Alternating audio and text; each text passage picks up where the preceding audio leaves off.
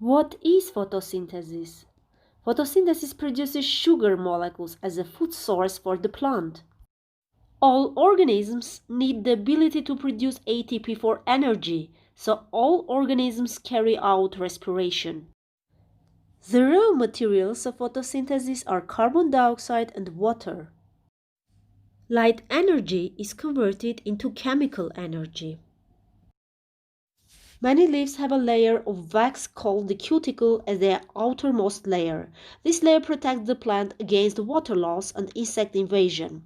If a cuticle is not present, the outermost layer is the epidermis that protects the plant. Like stems and roots, the leaves have vascular tissue, xylem and phloem. The xylem brings water to leaves, while the phloem carries the product of photosynthesis. Photosynthesis takes place in mesophyll layer. The light-dependent reaction occurs in the thylakoids or grana of the chloroplast. A photon of light is absorbed by a pigment in photosystem II and is transferred to other pigment molecules until it reaches one of a chlorophyll alpha molecules in the reaction center. Water is split by an enzyme to produce electrons, hydrogen ions, and an oxygen atom. This process is driven by the energy from light and is called photolysis. The excited electrons pass from the primary acceptor down an electron transport chain, losing energy at each exchange. The first of these carriers is plastoquinone. The energy lost from the electrons moving down the electron transport chain drives chemiosmosis to bring about phosphorylation of ADP to produce ATP. A photon of light is absorbed by a pigment in photosystem I. This energy is transferred through several accessory pigments until received by a chlorophyll alpha molecule.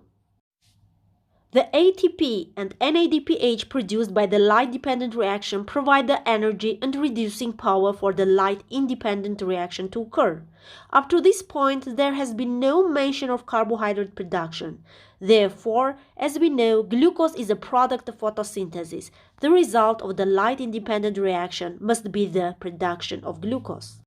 Ribulose bisphosphate, a 5-carbon compound, binds to an incoming carbon dioxide molecule in a process called carbon fixation. This fixation is catalyzed by an enzyme called rubisco. The unstable 6-carbon compound breaks down into 2 free carbon compounds called glycerate free phosphate. The free carbon molecules of GP are acted upon by ATP and NADPH from the light-dependent reaction to form 2 other free carbon molecules called triose phosphate, TP. This is a reaction of reduction. Triose phosphate may be used to produce simple sugars such as glucose, disaccharide such as sucrose, or polysaccharides such as starch. Thank you for your attention.